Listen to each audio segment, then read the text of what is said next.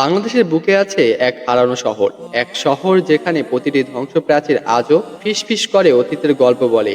এ হলো পানাম নগর, ইতিহাস ও ঐতিহ্য আর সভ্যতার এক নীরব সাক্ষী। চলো আমরা হারিয়ে যাই এই অতল গল্পের শহরে। বাংলাদেশের নারায়ণগঞ্জ জেলায় সোনারগাঁয়ে, আর সেখানে গড়ে ওঠে পানাম নগর। মুঘল আমলের সোনারগাঁও ছিল সুবর্ণ যুগের বাণিজ্য কেন্দ্র, কিন্তু পানাম নগর তার প্রকৃত রূপ পায় ১৬শ শতাব্দীর দিকে, যখন এখানে ধনী হিন্দু ব্যবসায়ীরা গড়ে তোলেন অভিজাত বসতি। এই নগর এক সময় ছিল বাংলার সবচেয়ে উন্নত নগরগুলির একটি। ইউরোপ ও মুঘল স্থাপত্যের মিশ্রণে তৈরি ৫২টি দৃষ্টিনন্দন ভবন দাঁড়িয়ে আছে মাত্র ৬০০ মিটার এক লম্বা রাস্তাকে ঘিরে। এই রাস্তার প্রতিটি ইট, প্রতিটি দরজা, প্রতিটি জানালায় একটা করে ইতিহাস বহন করে। পানাম নগর একসময় ছিল বাণিজ্যের কেন্দ্র। এখানে নীল, মসলিন, পাট বিদেশে রপ্তানি হতো। ব্যবসা, সংস্কৃতি, সভ্যতা মিলন মেলা ছিল এই শান্ত নগরে। কিন্তু ভাগ্যের নির্মমতা, ১৮শ শতাব্দীর দিকে নীলকরদের অত্যাচার, ব্যবসায়ীদের দেশত্যাগ, নদীর গতিপথ পরিবর্তন আর বারবার প্রলোভনের কারণে এই নগর ধীরে ধীরে জনশূন্য হয়ে যায়।